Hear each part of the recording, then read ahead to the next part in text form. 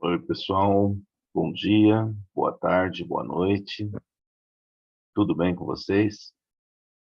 Estamos dando continuidade ao estudo do Evangelho segundo o Espiritismo. Hoje, no nosso encontro número 47, estamos no capítulo 8, Bem-aventurados os que têm puro o coração, parte 4. Vamos começar então.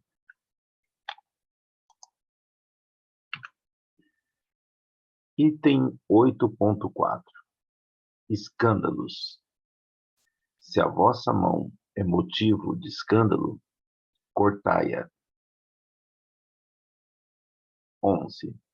Se algum escandalizar a um desses pequenos que creem em mim, melhor fora que lhe atassem ao pescoço uma dessas mós que um asno faz girar e que o lançassem no fundo do mar.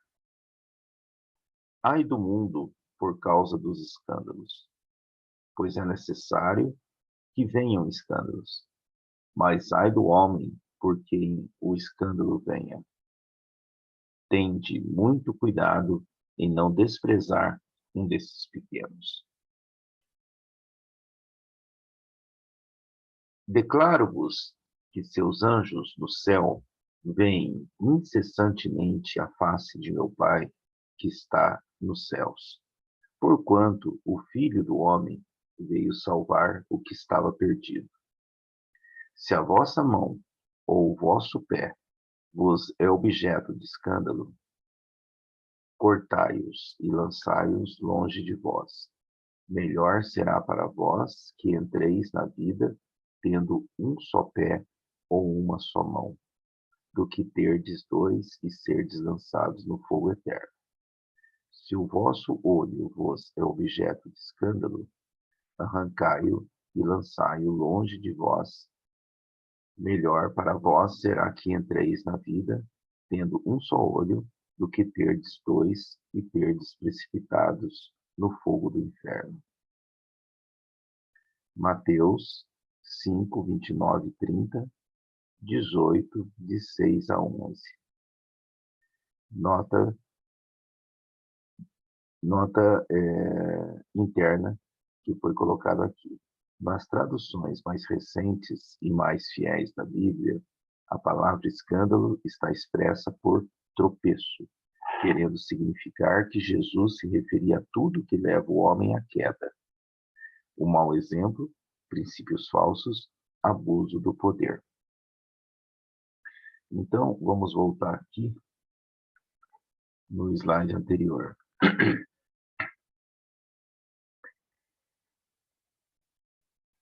Nesse caso aqui, foi perguntado a Jesus quem que é o maior no reino dos céus.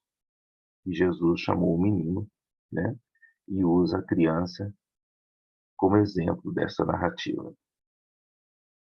Se algum escandalizar a um desses pequenos que creem em mim, melhor fora que lhe atassem ao pescoço uma dessas mós que um asno faz girar e que o lançassem no fundo do mar. Então, aqui ele coloca: se você deturpa aquilo que foi dito, né? Se você se aproveita da fé de um indivíduo, da crença de um indivíduo, para manipulá-lo, é passível de penalização.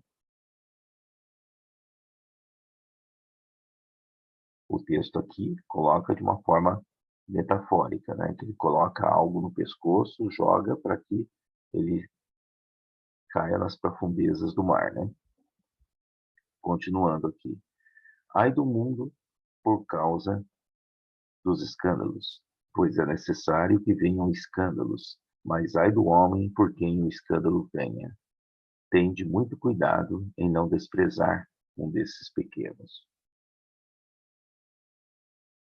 E continua: declaro-vos que seus anjos no céu veem incessantemente a face de meu Pai, que está nos céus, porquanto o Filho do Homem veio salvar o que estava perdido.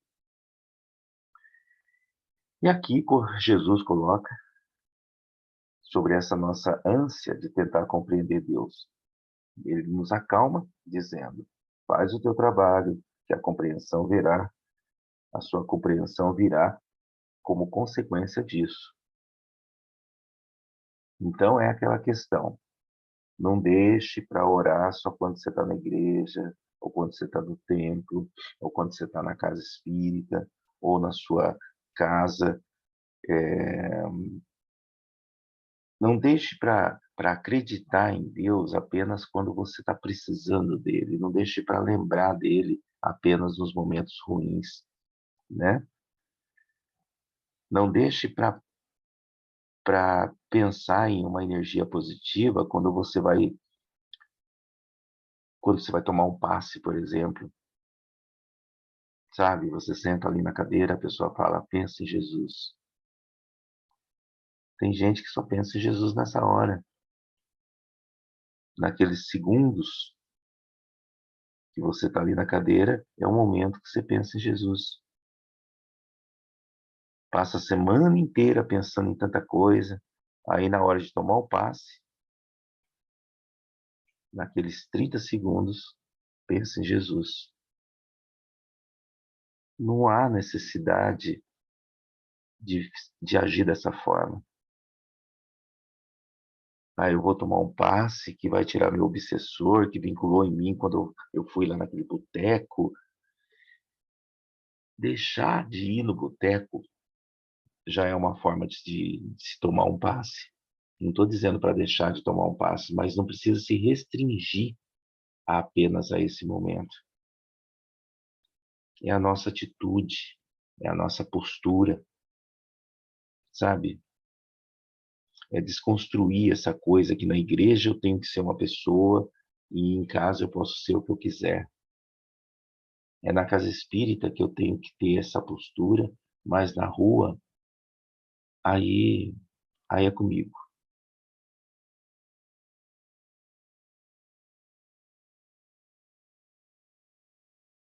Sabe? É entender que Deus é uma energia que se pode ter, como aqui o texto coloca, incessantemente. Não é, não são os anjos que possuem esse privilégio. Eles desenvolveram essa habilidade. Ou seja, essa passagem diz isso aqui: Deus é acessível, desde que eu tenha recursos para compreendê-lo. E esses recursos surgem à medida que eu me desenvolvo moralmente. Vamos aqui no segundo parágrafo. Se a vossa mão ou o vosso pé vos é objeto de escândalo, cortai-os e lançai-os longe de vós. Melhor será para vós que entreis na vida tendo um só pé ou uma só mão, do que terdes dois e serdes lançados no fogo eterno. Então, muitas pessoas defendem assim: a mulher tem que ser submissa ao homem. Por quê? Porque está na Bíblia. E várias outras coisas, né? A frase final é: porque está na Bíblia. O que eu estou colocando aqui é que essas pessoas que atacam outros em cima de trechos da Bíblia. No entanto, você já viu algumas dessas pessoas amputar o braço porque cometeu um erro? Você já viu algumas dessas pessoas arrancar o olho porque desejou a mulher do próximo? Então, o que que acontece? Ou você leva a Bíblia ao pé da letra e faz tudo que está nela, né? Ou você muda a forma de pensar.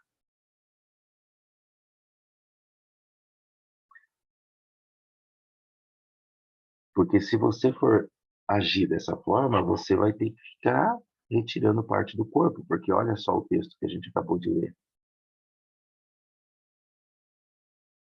Ou você leva ela literalmente, ou você interpreta a Bíblia de uma forma simbólica do começo ao fim.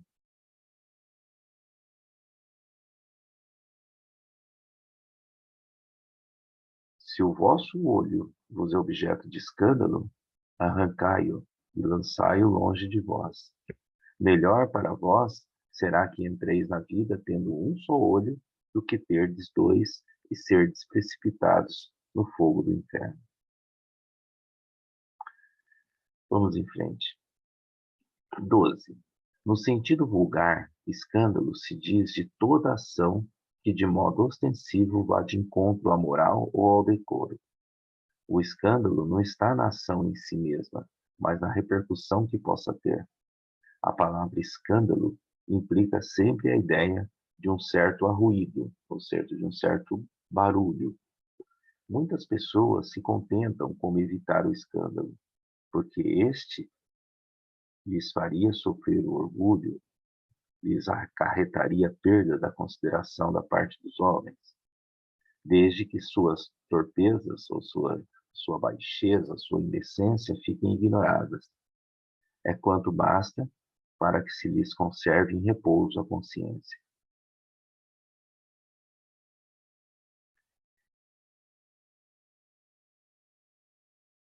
É isso.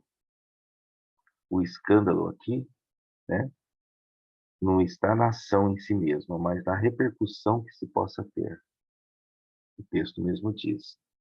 A palavra escândalo implica sempre a ideia de um certo arruído. Então, o que se define, né, o que o texto aqui define como escândalo, nessa concepção vulgar, como diz no início do texto lá no 12, ó, no sentido vulgar, não é um comportamento em si, mas é o fato de ter sido pego. Entende? No segundo parágrafo, ele coloca: muitas pessoas se contentam com evitar escândalo, porque este lhes faria sofrer o orgulho, lhes acarretaria perda de consideração da parte dos homens. Então, são aqueles casos, né, que a mulher fala para o esposo assim, ou então o contrário, o esposo fala para a mulher: ó, não faz escândalo, que eu vou morrer de vergonha, pelo amor de Deus. Em casa a gente conversa. Vai ser humilhante para mim. Pelo amor de Deus, não faz escândalo. Só que ele mesmo está louco para bater boca, para entrar naquela muvuca, entendeu? No terceiro parágrafo fala: desde que as suas torpezas fiquem ignoradas, é quanto basta para que se lhes conserve em repouso a consciência. Então, a reflexão trazida aqui é: a pessoa está mais preocupada que enxerga a fraqueza dela do que com o erro dela em si, né? Pelo amor de Deus, não vamos fazer isso porque vai ficar chato para a gente, né? Ela está mais preocupada com o que os outros vão pensar dela. Ou seja, eu não estou preocupado em ser fraco, de agir, de querer entrar nesse barulho, de querer entrar nessa discussão, nesse clima tão pesado, enfim. Eu estou preocupado que descubram essa minha fraqueza.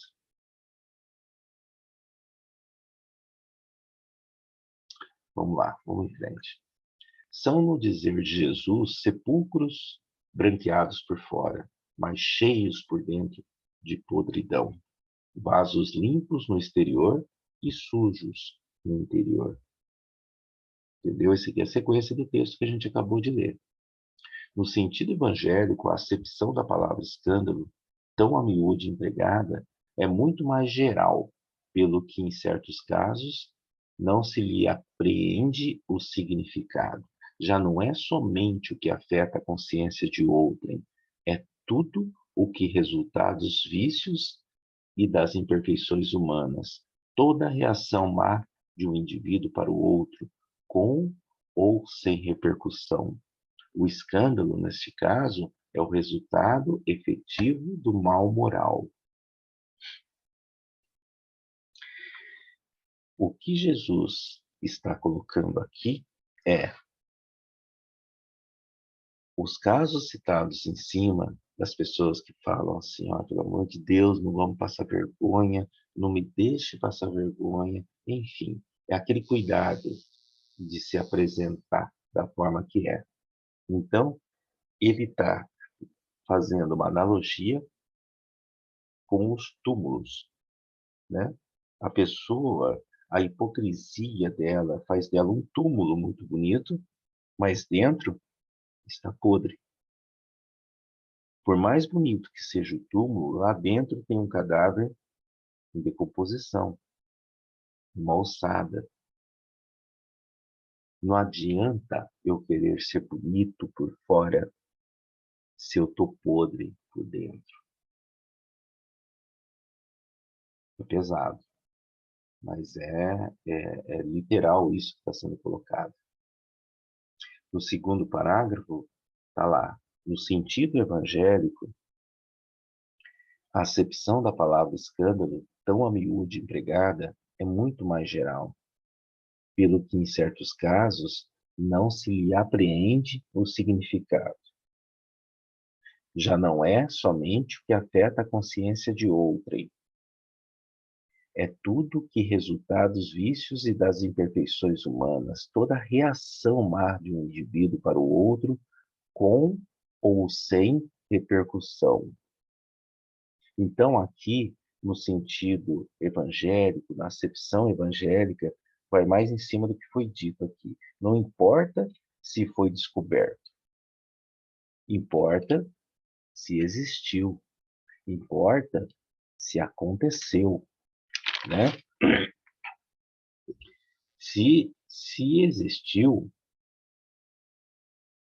já é suficiente para configurar o escândalo. Ao finalzinho aqui, ó, o escândalo, neste caso, é o resultado efetivo do mal moral. Vamos lá, vamos em frente. 13. É preciso que haja escândalo no mundo, disse Jesus, porque imperfeitos como são na terra, os homens se mostram propensos a praticar o mal, e porque árvores más só maus frutos dão. Deve-se, pois, entender por essas palavras que o mal é uma consequência da imperfeição dos homens, e não que haja para estes a obrigação de praticá-lo. 14. É necessário que o escândalo venha, porque, estando na expiação da terra, os homens se punem a si mesmos pelo contato dos seus vícios, cujas primeiras vítimas são eles próprios e cujos inconvenientes acabam por compreender. Então, Jesus aqui está colocando que tem que haver escândalo por uma leitura simples da lei.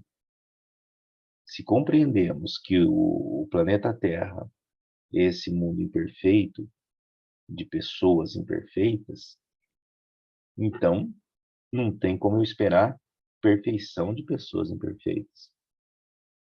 Resumidamente é isso. Deve-se, pois, entender por essas palavras que o mal é uma consequência da imperfeição dos homens, e não que haja para estes a obrigação de praticá-lo.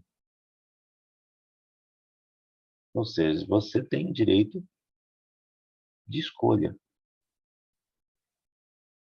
No item 14, ele fala: é necessário que o escândalo venha, porque, estando em expiação na terra, os homens se punem a si mesmos pelo contato dos seus vícios, cujas primeiras vítimas são eles próprios e cujos inconvenientes acabam por compreender. É o resumo de tudo que a gente falou aqui, né? Vamos em frente. Quando estiverem cansados de sofrer devido ao mal, procurarão remédio no bem. A reação desses vícios serve, pois, ao mesmo tempo de castigo para uns e de provas para outros. É assim que do mal tira Deus o bem, e que os próprios homens utilizam as coisas más ou as escórias. 15. Sendo assim, dirão, o mal é necessário e durará sempre, porquanto se desaparecesse, Deus se veria privado de um poderoso meio de corrigir os culpados. Logo, é inútil cuidar de melhorar os homens. Deixando, porém, de haver culpados, também desnecessários se tornariam quaisquer castigos. Voltando aqui o primeiro parágrafo, quando estiverem cansados de sofrer devido ao mal, procurarão remédio no bem. A reação desses vícios serve, pois, ao mesmo tempo de castigo para uns e de provas para outros. É assim que do mal tira Deus o bem, e que os próprios homens utilizam as coisas más ou as escórias. O que é escórias aqui? Subproduto que sobra depois de um metal desejado é separado de seu minério bruto. Vou dar um outro exemplo de escória. Imagine que você faz um suco de laranja. O que sobra é o bagaço. O bagaço seria a escória.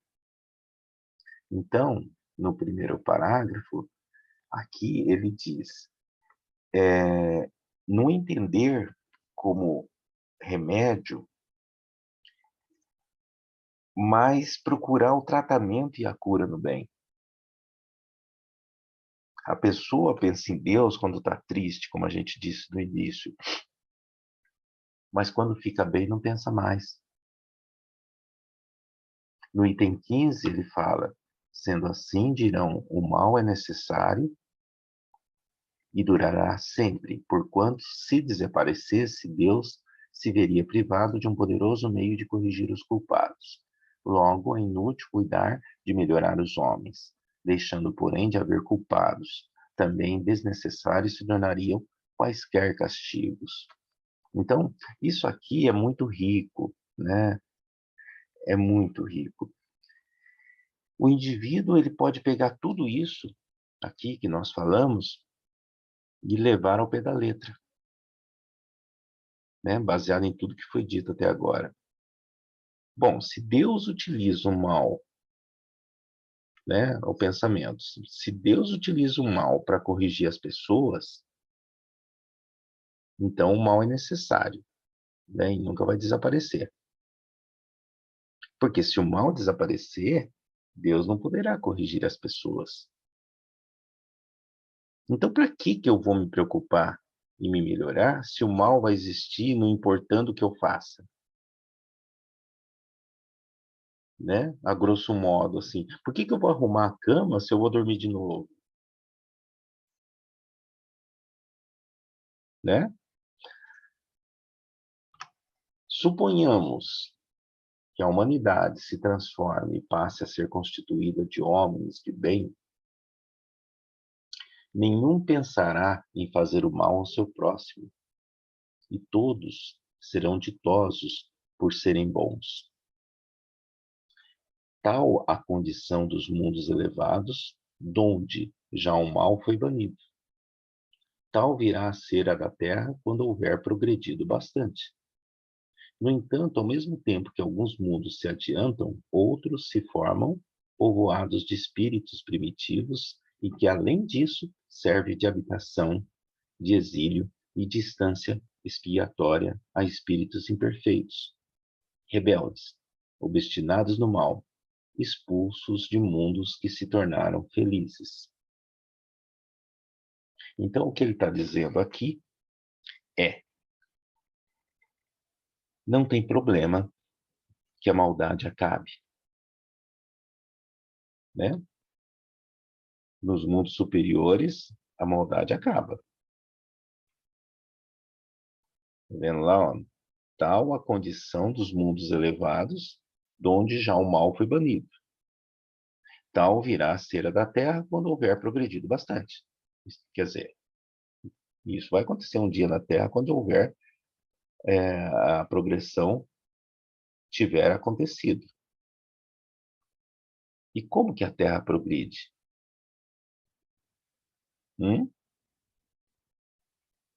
A Terra não progride, quem progride somos nós. A Terra, essa progressão da Terra é analisada pelo nosso comportamento, pelo comportamento de quem mora na Terra. Quando a gente fala em progressão da Terra, né, não é que a Terra está ficando mais sábia, a Terra progride baseado no comportamento dos seus habitantes, né? E aqui, no final, ele coloca: no entanto, ao mesmo tempo que alguns mundos se adiantam, outros se formam, povoados de espíritos primitivos que, além disso, servem de habitação, de exílio e de instância expiatória a espíritos imperfeitos, rebeldes, obstinados no mal, expulsos de mundos que se tornaram felizes. Então sempre existirá maldade. Não porque a maldade existirá em nós, mas porque sempre surgem novos espíritos. Entendeu? Então é um ciclo. É isso, pessoal. Na próxima semana, a parte 5 de Bem-aventurados os que têm puro coração. Acho que mais dois encontros a gente finaliza o capítulo 8. Talvez até a parte 6 a gente já, já acaba com esse capítulo e já inicia o capítulo 9. Uma boa semana a todos e que Deus abençoe a vida de cada um de vocês.